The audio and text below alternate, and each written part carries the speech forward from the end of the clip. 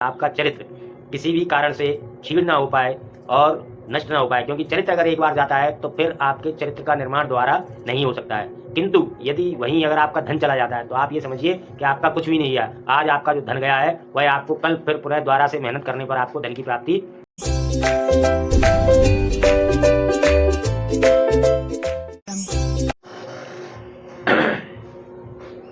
Hello मित्रों, जय हिंद, जय भारत। मैं लोकेंद्र व्यास हितोपदेश बूस्ट और पावर में आपका एक बार फिर से स्वागत करता हूं कक्षा 9 के एक नए श्लोक के साथ। श्लोक है, व्रतम यत्नेन संरक्षेत वित्तमेति च याति च, अक्षीणो वित्तता क्षीणो व्रतस्तु हतो हता। बहुत ही अच्छा श्लोक है, मनुस्मृति से लिया गया है यह श्लोक। और अब मैं इस श्लोक का आपको अर्थ बताने का प्रयास करूंगा। उम्मीद करता हूं आपको अर्थ समझ में आएगा, और अगर ये अर्थ आपको समझ में आएगा और इसका आप अगर अपने जीवन में पालन करते हैं तो निश्चित रूप से सफलता की सीढ़ियों को आप आसानी से चढ़ पाएंगे। तो इसका अर्थ है, व्रत यत्नेन संरक्षेत। चरित्र की, आपका जो चरित्र है उसकी बड़ी ही यत्नपूर्वक रक्षा करनी चाहिए। आपका जो चरित्र है उसकी बड़ी ही यत्नपूर्वक रक्षा करनी चाहिए। हमें जो अपना एक एक कदम है बड़े आराम से फूंक फूंक कर रखना चाहिए। हमारे चरित्र के, हमारे द्वारा कभी भी कोई ऐसा काम ना होने पाए जिससे हमारे चरित्र में किसी भी प्रकार की हानि हो। तो क्योंकि वित्तमेति च याति च, क्योंकि जो धन है वह तो आता और जाता रहता है। धन अगर एक बार चला जाएगा, धन अगर नष्ट हो जाए, चला जाए, खो जाए, गुम जाए, तो वह फिर से हम कमा सकते हैं, फिर से वो आ सकता है।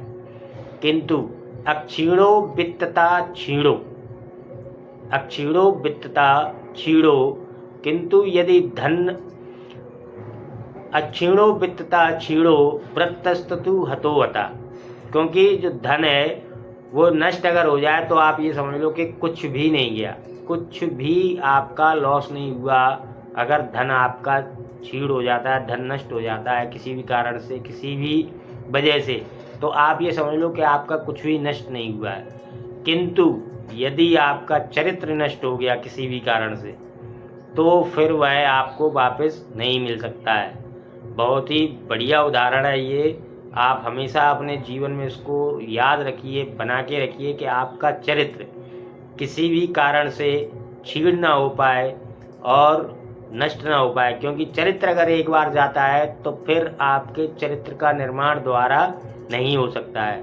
किंतु यदि वहीं अगर आपका धन चला जाता है तो आप ये समझिए कि आपका कुछ भी नहीं है। आज आपका जो धन गया है वह आपको कल फिर पुनः दोबारा से मेहनत करने पर आपको धन की प्राप्ति हो सकती है। इसलिए कहा गया है कि व्रतम यत्नेन संरक्षेत को, आपका जो चरित्र है उसको पूरे यत्नपूर्वक रक्षा करनी चाहिए। वित्तमेति च याति च, जबकि धन तो आता जाता रहता है। अक्षीणो वित्तता क्षीणो, क्योंकि धन जो है नष्ट होने पर आप ये समझ लो कुछ भी नष्ट नहीं होता।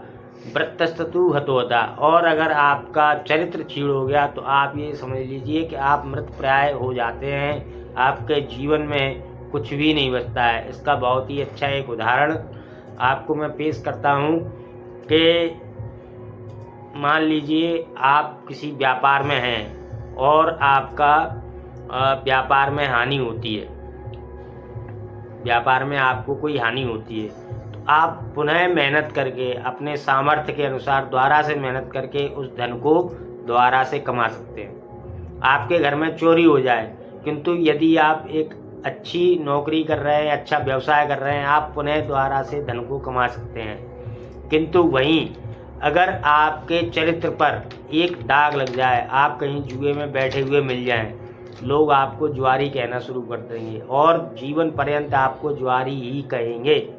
आप अगर एक बार किसी चोरी में पकड़े जाएं, भले ही आप चोरी नहीं कर रहे थे, आप चोरी में पकड़े जाएं, आपको जिंदगी भर आदमी चोर के नाम से संबोधित करता रहेगा। यह दाग आपके ऊपर से मिटने वाला नहीं है। यदि ऐसे ही आप किसी भी बुरे कर्म में लिप्त पाए जाते हैं तो आदमी सदैव आपको उसी दृष्टि से आपको देखने का प्रयास करेगा। आपको देखने का जो व्यक्तियों का नज़रिया होगा वह हमेशा आपके पास्ट को देखकर ही आपको संबोधित करेगा कि फलाना व्यक्ति वहाँ जुए में पकड़ा गया था, फलाना व्यक्ति वहाँ चोरी करते हुए पकड़ा गया था, यह तो चोर है, यह तो जुआरी है, यह नशा करते हुए पकड़ा गया था, यह नशेड़ी है।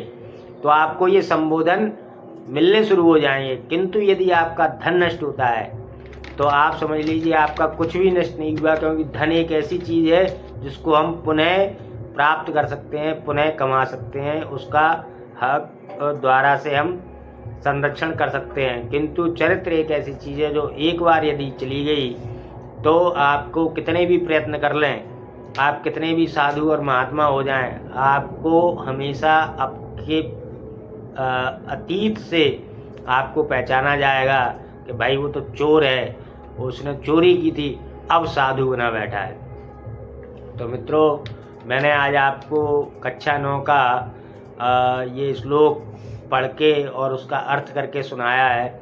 उम्मीद करता हूँ आपको ये श्लोक समझ में आया होगा और आप इसे अपने जीवन में उतारने का प्रयास भी करेंगे। तो मित्रों, अगर आपको मेरा ये श्लोक समझ में आया हो तो मेरे वीडियो को लाइक करें। यदि आप कुछ पूछना चाहते हैं तो मुझे कमेंट करें। मेरे चैनल पर अगर पहली बार हैं तो मेरे चैनल को सब्सक्राइब करें। और इसी के साथ आज का ये श्लोक मैं यहीं समाप्त करता हूँ। धन्यवाद। जय हिंद, जय बाबा महाकाल।